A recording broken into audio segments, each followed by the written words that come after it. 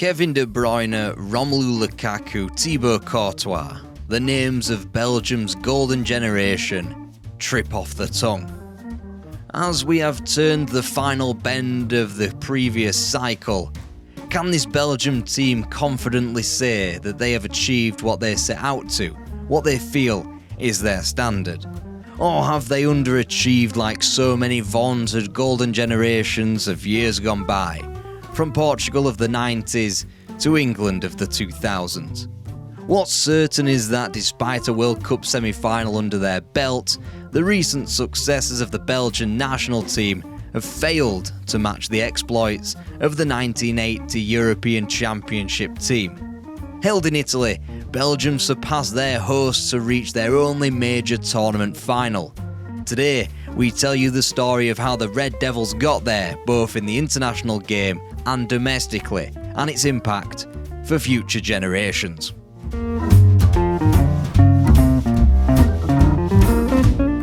Belgium was officially a state in 1790 after the Brabant Revolution that separated the country from Austrian rule. 5 years later, however, Napoleon had annexed Belgium into his French Republic. Only in 1830 did Belgium gain their independence.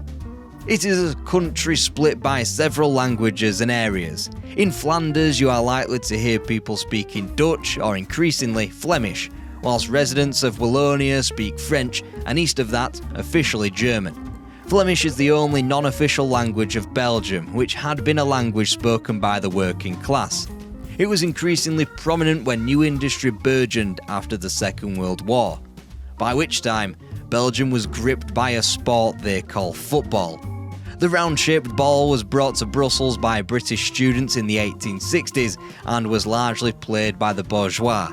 Towards the back end of the 19th century, football sprouted up in other areas from Antwerp to Liège by British expats. Now the working class were playing football, it was ready to blossom into the people's game nationwide.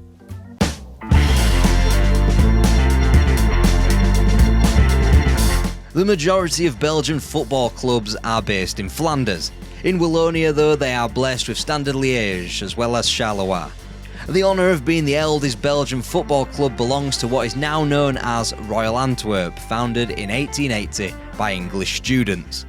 In the latter stage of the 19th century, Belgium found itself in the middle of the perfect storm. Their landmass was smaller than average and compounded with a rail network that was better than average. It was only a matter of time before domestic football competition was arranged. In 1895, quicker than any country in continental Europe, a formal Belgian league was inaugurated. The trophy for the first 15 seasons was shared exclusively between Racing, FC Liégeois and Union Saint-Gilloise. These early pillars of Belgian football, though, would soon crumble. In 1908, Anderlecht were formed and started life in the depths of the regional leagues. In the next 2 decades, Les Mauves oscillated between the first and second tiers before they finally stayed for good in 1935, finishing second for the first time in 1944. Post-war, they blossomed. Winning the league in 1947, they would become moulded by new president Albert Roosens and Eugene Stepp, who handed the club its vision of youth. By the 1960s, they had an astute enough coach to become the premier team in Belgium. Pierre Sinibaldi was named as manager. Initially struggling in Europe yet prospering back home, Sinibaldi implemented an offside trap and a fairly revolutionary back four. Starring Jeff Jurion and a so-called 9.5 Paul van Himst, Anderlecht was soon playing the champagne football everyone had associated with the likes of Stade de Reims further west. Finally, in 1962, Anderlecht would win in Europe against the domineering Real Madrid of all teams.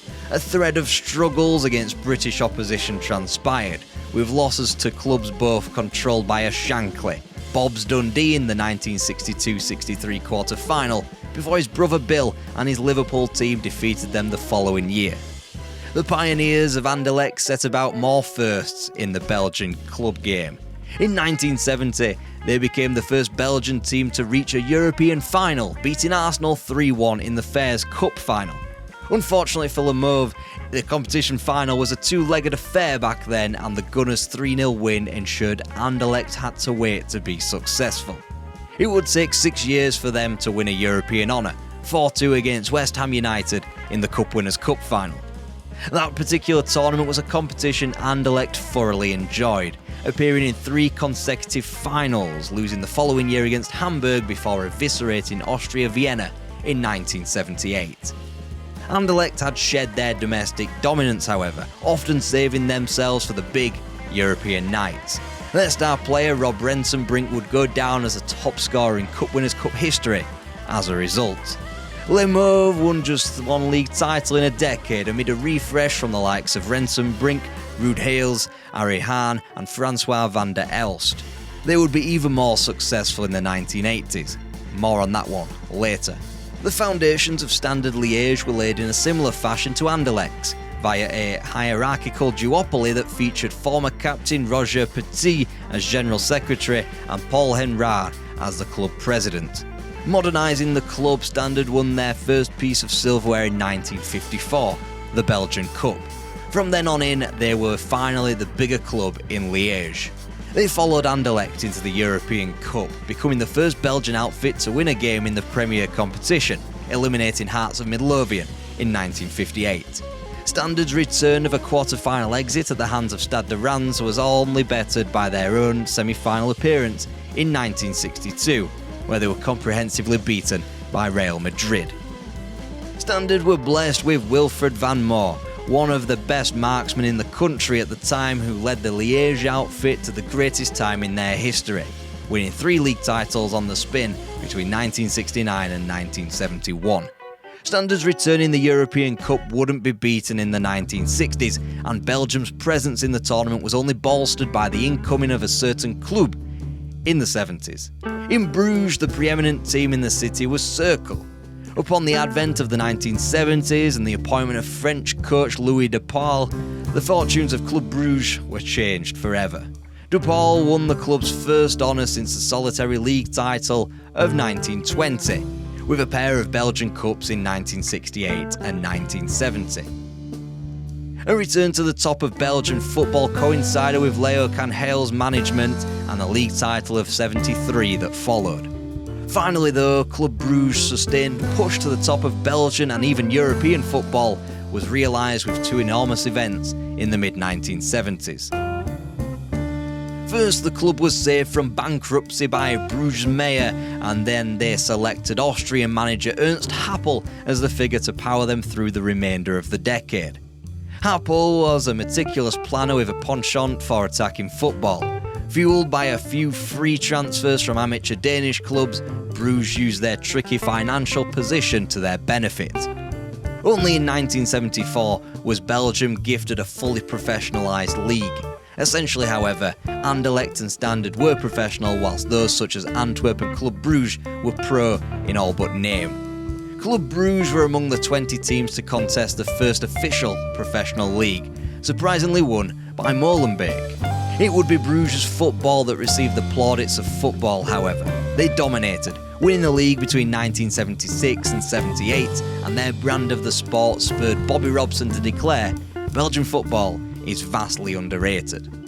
A loss in the UEFA Cup final against Liverpool was quickly followed by a domestic double 12 months on, before the overturning of a European Cup semi-final deficit against Juventus to become the first Belgian club to play in the competition's final. Unfortunately, Club Bruges were faced with a reunion against Bob Paisley's Liverpool, and Ernst Happel was hamstrung by his team's poor condition. Bruges was forced to play pragmatic football in a 1-0 defeat thanks to a sole Kenny Dalglish goal at Wembley that led to many pundits to declare only one team wanted the victory.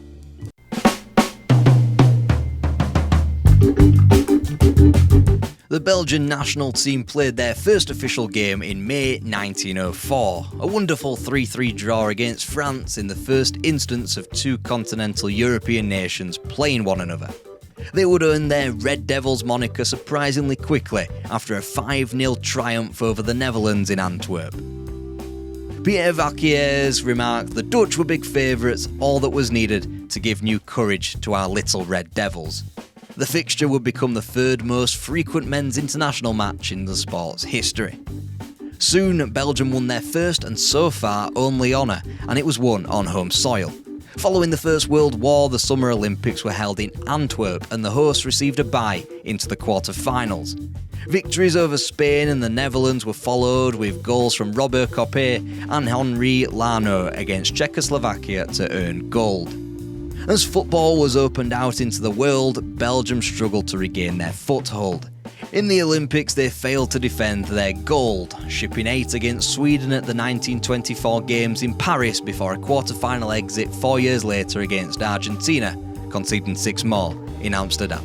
As a result of their new standing in the game, Belgium were one of the European nations invited to the inaugural 1930 FIFA World Cup, and one of even fewer to actually traverse the Atlantic Ocean to play in Uruguay.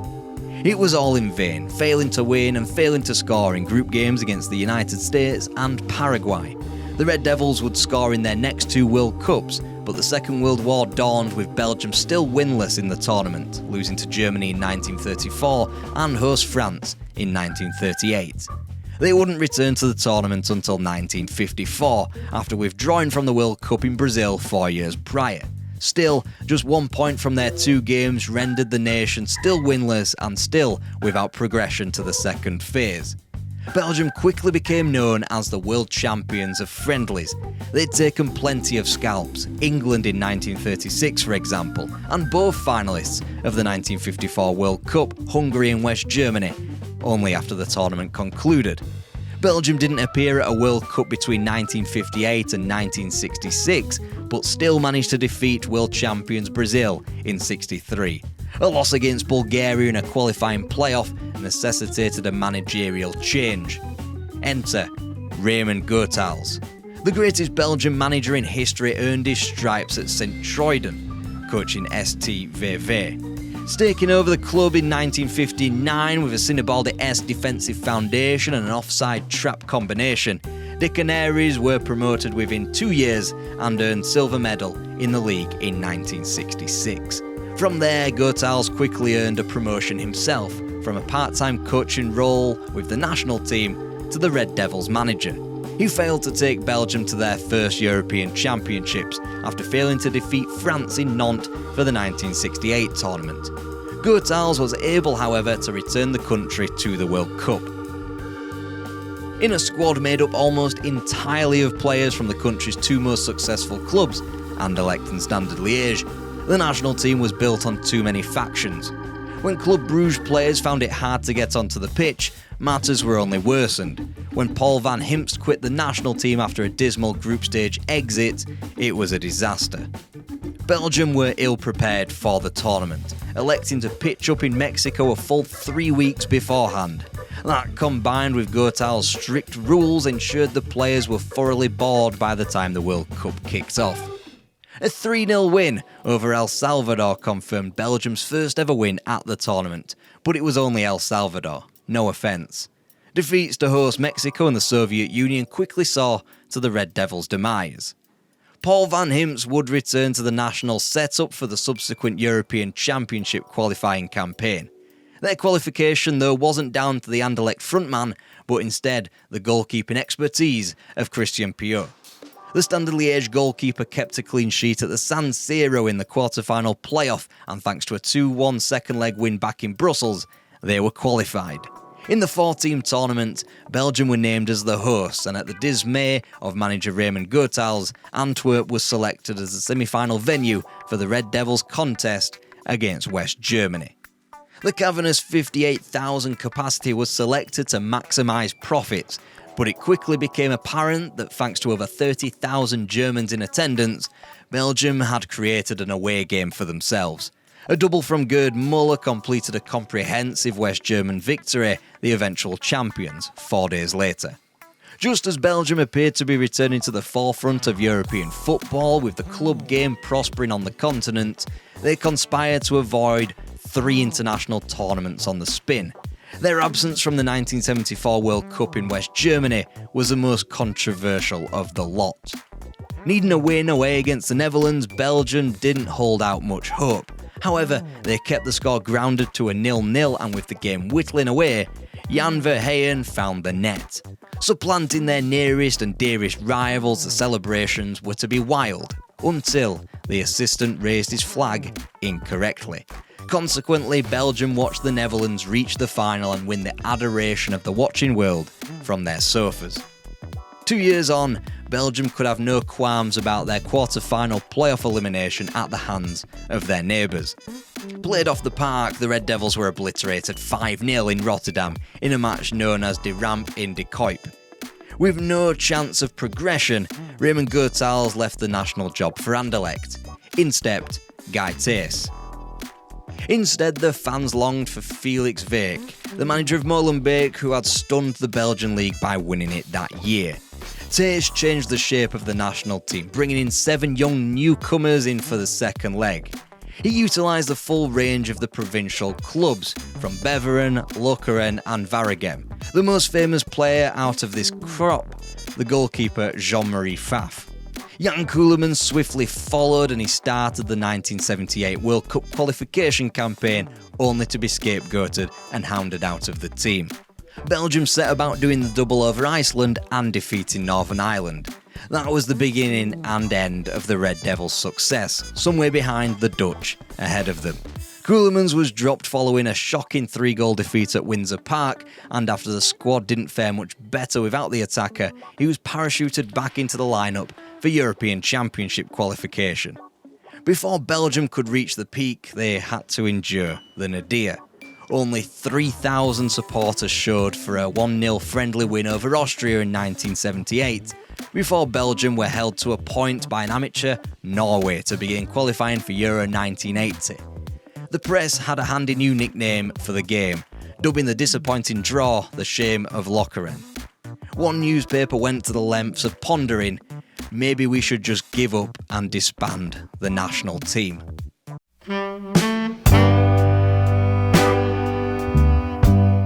Belgium didn't rebound as hoped, drawing home and away against Austria before being held in Lisbon. At the halfway mark of qualifying, Belgium was second bottom, and manager Guy Thys was getting both barrels from the media and supporters.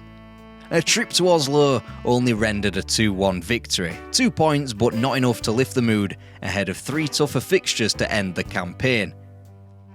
Thys, though, had an ace up his sleeve. 34-year-old Wilfred van Moor of Standard Liège fame, he returned to the national team 4 years after his last dalliance with Belgium. The little general returned with the home fixture against Portugal, and it quickly became apparent that his recall was a complete masterstroke. He dictated the last 3 fixtures, all wins, as Belgium snatched qualification from the jaws of failure. Despite his performances that dredged Belgium into the championships, Van Moor stated, "We went to the Euros without the slightest ambition." However, they did go into the tournament with the best form out of the 8 teams in the now expanded tournament. They'd won their previous 7, including their 3 final qualifiers with friendly triumphs over Luxembourg, Poland, Romania and Uruguay. The mood, especially compared to 1970, was a harsh contrast. Players were able to enjoy themselves beyond their hotel rooms, and card tables were set up so players wouldn't be as mind-numbingly bored. Suddenly, Guy Thys had been transformed from public enemy number 1 to being quietly praised by his players. The relaxed outlook bred a sense of oneness, among the team at least. Belgium's tournament was preceded by a dispute over bonuses. Having heard of their rivals' bonuses on the grapevine, the Red Devils suddenly felt undervalued. Just 24 hours removed from their opener with England, they were destined to return home early.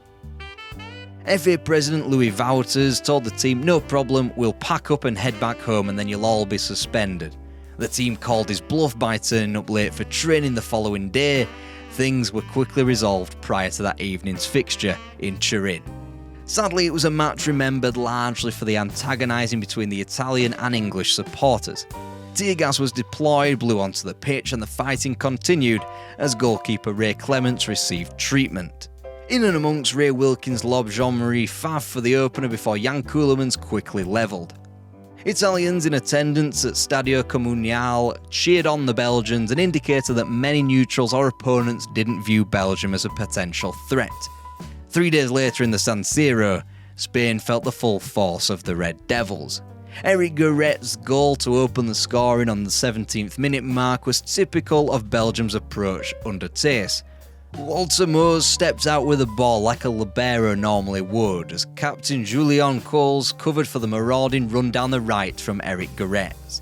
His overlap constituted the goal. Spain found their equaliser from a free kick, but the Belgians continued to dominate. In the end, it was the captain who netted the winner from a Jan Koelemans cross. The Club Brugge forward was the focal point for his nation's attacking play, from scapegoated to Belgium's hero inside 3 years. Meanwhile, another rejuvenation was obvious in Milan. Wilfried Van Moor was a man of the match candidate, dictating things as a 35-year-old in midfield in what was a 2-1 win. England's defeat to the hosts in Turin rendered Belgium's final group contest in Rome against Italy as winner-take-all. Belgium prepared in typically relaxed fashion, quaffing a few pints before kick-off. Their host preparation, meanwhile, was dashed by the Totonero scandal that claimed the scalps of many big names, first and foremost, Paolo Rossi. A physical contest was drawn 0-0, Jean-Marie Pfaff the one putting in a man-of-the-match displaying goal this time. Another ingredient necessary to succeed in major international tournaments was sprinkled on top of the game from a Belgian persuasion. Walter Moos was adjudged to have handled the ball. Luckily for the defender, the referee awarded a free kick and not the penalty that it ought to have been. The format preyed on the solid defensive football that Belgium were more than happy to play, and so with 1 win and 2 draws, they were through as group winners, not to the semi-final, but straight to the final, where they met West Germany, the nation who had ended their previous European Championships.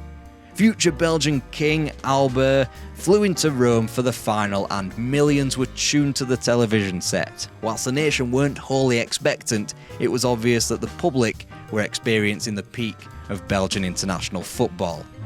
West Germany's experience showed they dominated the game from the outset. Hansi Müller was thwarted by Pfaff, just as a number of Italians had been the game prior. Sure enough, though, the young Bernd Schuster began to dictate the game. His dinked assist teed up Horst Hrubesch for the opener through the goalkeeper.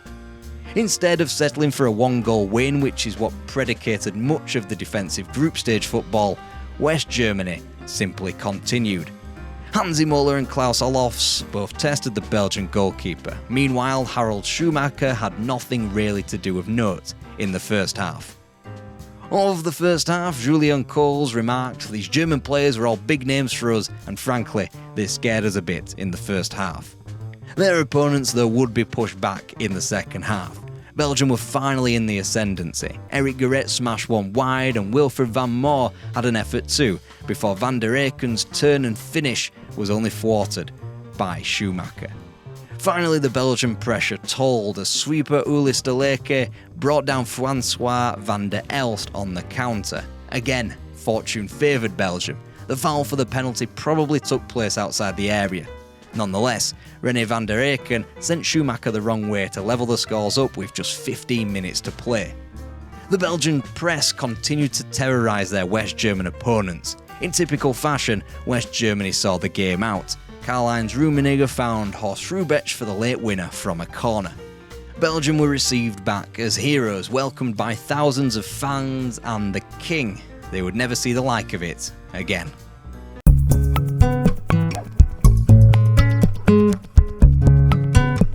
Belgian club football went from strength to strength under the weight of Belgian representation in continental finals. Raymond Goethals had built the foundations of Anderlecht before leaving for Standard Liège. Tomislav Ivic picked up that ball and manufactured an incredible Limouv team. As the 1970s ended, Anderlecht appeared in European finals in successive years, this time in the UEFA Cup. Benfica were toppled in the 1983 final before the Belgians were unlucky to be defeated the year after on penalties against Tottenham. Even though Mechelen won the Cup Winners' Cup in 1988, surprising Ajax, and Antwerp reached the same final 5 years later at Wembley against Parma, Belgian club football ground to a halt. The nation was hit with a number of scandals in the 1980s. Presidents were busy bribing players with money to continue playing in the country. Raymond Goethals became embroiled in a match-fixing controversy with Standard Liège ahead of their Cup Winners' Cup final against Barcelona. Not too dissimilar to the incident that Goethals himself was wrapped up in as Marseille coach a decade later. Standard Liège fixed their final match of the 1981-82 season that took place 3 days before the momentous final. Meanwhile, hierarchical figures at Antwerp and Anderlecht were both arrested for financial misdemeanours before the Heysel disaster sent shockwaves throughout world football. It was a venue that both Arsenal and Valencia supporters complained about at the 1980 Cup Winners' Cup final, which was used 5 years on in the European Cup final between Liverpool and Juventus. 39 Juve supporters died that night in a stadium that was left at the mercy of just one physician and only 100 underqualified Red Cross volunteers. 10 years on, it was a Belgian that stuck the knife into Belgian clubs' chances in continental football. After 5 years of fighting to join Dunkirk, Jean-Marc Bosman sacrificed his footballing career for the free movement of footballers. Now, players could leave their club upon the expiration of their contract. That was compounded with UEFA's decision to remove the 3+2 foreigner rule. It was a recipe for disaster. Every big Belgian club lost a litany of players. The immediate consequence was little old Liège romping to the league title in the first year of its ruling. The lasting result, Belgium's dwindling power in club football. There were 11 different Belgian clubs who appeared in the semi-final of the European competitions throughout the second half of the 20th century. So far in the first 23 years of this century, 0 Belgian teams have reached the semi-final of a European competition. Only 2 Belgian teams have played in the Champions League knockout phase since its rebranding in 1992. Only 5 have appeared in the quarter-finals of the Europa League since the group stage was introduced in the 2004-05 season. Meanwhile, clubs from Russia, Turkey and Ukraine have reached these landmarks with more regularity and can boast 4 European titles between them since 2000. The national team soldiered on throughout the 1980s, impressively qualifying for the 1982 World Cup, despite being lumbered in with France and the Netherlands for just 2 places in Spain. Jan Koelemans was, by this point, one of the best playmakers in Europe, and Erwin van den Berg laid down a marker against Argentina in the tournament's curtain raiser. However, this would be the peak of Belgium's tournament, scraping through the first group phase as their form collapsed in the second phase amidst Jean-Marie Favre's banishing from the team. 2 years on, the Standard Liège match-fixing scandal and its banning of many Belgian players clipped the Red Devils' wings before they headed to France. Their defence obliterated, Belgium limped out to Denmark in the all-or-nothing final group game of Euro 1984. For the second World Cup qualifying campaign in a row, Belgium eliminated the Dutch from the competition. Preparation for the tournament, once again in Mexico, was hampered by the championship playoff that was required between Anderlecht and Club Brugge after the sides finished level on points. With Anderlecht sealing the title on away goals, Belgium limped through the group phase in 3rd place before turning on the style against the Soviet Union and Spain. Their semi-final finish, vanquished by Argentina, remains a joint record for the Red Devils in the World Cup. After missing Euro 88, Gaetes attempted to leave as Belgian manager, but would return as they qualified for Italia 90. Once again limping through as a 3rd place team in the group phase, they trotted out their best performances for the knockout phase. Unfortunately, it wouldn't be enough as they were eliminated by a mesmeric David Platt extra time winner. An all too familiar tale told in the 94 World Cup. Belgium were on the cusp of winning their group, needing just a point against debutant Saudi Arabia. They then fell to a Said Al-Awaran wonder goal and Belgium plummeted from 1st to 3rd and bowed out to Germany in the last 16. 3rd place though wasn't a comfort blanket by the 98 World Cup. Belgium bowing out undefeated with 3 draws that ended in acrimony between the maligned manager Georges Lekens and Enzo Sifo. The key player was substituted, with Belgium apparently qualifying with a 1-0 scoreline against South Korea. 6 minutes after Sifo's withdrawal, Yoo Sang-chul equalised. Both South Korea and Belgium were eliminated, and Sifo never played for Belgium again. Co-hosting Euro 2000 led to an inflated sense of belief going into the tournament, particularly with Robert Wassage succeeding Lekens as manager. They were in form, they were named dark horses, and had an exuberant Emile Mpenza up front. Hesitation from goalkeeper Philippe de Vilde for a Turkey goal in Brussels saw to Belgium's downfall, eliminated from the groups of their own tournament. Suddenly, there was very little talent coming through. They bowed out of the 2002 World Cup, their last tournament for a while, with an eerily similar story to their exit from Italia '90. A poor group stage saw last gasp qualification thanks to a 3-2 victory over Russia, earning 5 points from a simple group also containing Japan and Tunisia. They then went and played their best football at the tournament, albeit in defeat, to the eventual champions Brazil. Suddenly the Belgian league almost became a feeder school. Both Antwerp and Beveren had partnerships established with elite Premier League clubs, whilst Ajax funded Beerschot's academy. Their returns were Belgium's three-man defence for the next generation: Jan Vertonghen, Thomas Vermaelen and Toby Alderweireld. The big clubs were in financial ruin. Standard Liège narrowly dodged bankruptcy. The de Klerk family was forced to resign from Club Brugge, and the likes of Liège and STVV were victim to a Chinese betting syndicate. The average Belgian team contained over a dozen foreigners, and suddenly the national team were caught watching a World Cup on the telly for the first time since 1978. The 2006 World Cup still had a familiar feel to a Belgian audience, however, considering Anderlecht, Club Brugge and Standard Liège were all well represented. Also, half of the team that Ivory Coast sent to Germany had been developed in Belgium. The national team was in dire straits. Between 2002 and 2011, Belgium won just 20 of 52 qualifiers, finishing between 3rd and 5th in each campaign. Low ebbs were more frequent, from their lowest ever world ranking of 71st in June 2007, where they were sandwiched between Venezuela and Belarus, to the solitary fan who travelled to Armenia in September 2009 for an away defeat. Riding to the rescue, the Golden Generation. It's still undecided how the illustrious collection of players and Belgium's return to the tournament stage came to be. Many ponder whether it was a German-style root and branch review of the infrastructure. Supposedly in August 1999, a brainstorming session amongst Belgian coaches led to the admittance that the nation were continuing to create the same old tired players of generations past. Michel Sablon, a former assistant of Guy Thys, had been credited with Belgium's revival and led a 3-point plan labelled Vision 2000 that aimed to look at improving youth development, improving the development for elite clubs and national youth teams, and also improving the coaching education. Under Sablon's advice, only age groups of under 14s and older could play 11-a-side football, and those teams were all to play in a 4-3-3 formation. Furthermore, the UEFA C licence course was to be made free, which served to increase the coaching numbers 20-fold.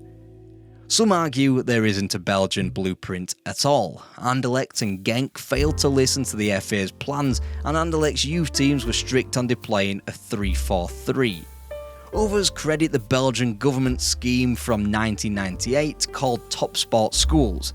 Attendees of such schools included a fair amount of the generation's leading lights, from Kevin De Bruyne and Thibaut Courtois to Axel Witsel and Divock Origi. Meanwhile, those outside the Belgian borders could also be credited with producing the kind of players necessary for a generation to be labelled golden. Ajax bequeathed the aforementioned trio of defenders, among others, whilst the father of Eden and Torgan Hazard saw it fit to take his sons to France to get their footballing education from Lille. As a result, English clubs were finally beginning to trust Belgian talent again. Marouane Fellaini was one of the first big breakthroughs, signing for Everton from Standard Liège for big money. Since then, the Premier League has seen the biggest influx of Belgian talent, from Kevin De Bruyne, Eden Hazard and Vincent Kompany, to a seemingly endless list of talent that saw 11 English-based players selected for Roberto Martinez's 2018 World Cup squad. Meanwhile, Belgian clubs also profited from the stepping up of the youth drive independent of the alleged reforms from Michel Sablon. Formed in 1988, Genk set about their legacy as a football club when then-President Jos Vaassen centred their philosophy around youth recruitment. They saw the likes of Kevin De Bruyne and Thibaut Courtois come through the ranks. Anderlecht could boast both Vincent Kompany and Romelu Lukaku among others, while 70% for the Under-17 European Championship semi-finalist squad of Belgians came from both Genk and Anderlecht. Even though his reign as national team manager lasted 5 matches from October 2009 and the subsequent April, Dick Advocaat too was said to have professionalised things behind the scenes. And what did Belgium achieve with it? Between 2014 and 2021, they won 11 of 12 group matches at major tournaments, but quickly found themselves floundering in the knockouts. 3 quarter-final exits all told a different story. 2014's exit at the hands of a resurgent Argentina puppeteered by a Lionel Messi was viewed as understandable, since it was Belgium's grand return to the world stage. 2016 was the only tournament in this time frame that Belgium failed to complete a group phase with a 100% record, but it appeared to be a blessing in disguise. They found themselves in a half of the draw without a former champion in it and looked set to appear in their second tournament final. Instead, they came up against Sam Vok's glancing header, Hal Robson-Kanu's Cruyff-esque turn, and the Welsh. Roberto Martinez picked up where Marc Wilmots and the previous 2 tournaments left off. 2018 saw Belgium equal their World Cup record of a semi-final finish, displaying their character by overturning a knockout deficit against Japan and overcoming the favourites of Brazil. However, the luck of the draw wasn't on their side, losing to France. The golden generation was frittered away with a limp exit against Italy at Euro 2020 before Martinez and his ageing team was culled at the first round of the 2022 World Cup, behind semi-finalists Croatia and Morocco. The national team is as diverse as it has ever been, multicultural, multilingual, and depending on where you come from, will determine how you support the country, be it through thick and thin or merely as those from Flanders, only with the fickleness of victory. If Belgium are to repeat the final of 1980, they will have to shed the golden generation and its connotations under new manager Domenico Tedesco, trust the youth again to prove that successful Belgian football isn't just the mainstream of the past decade.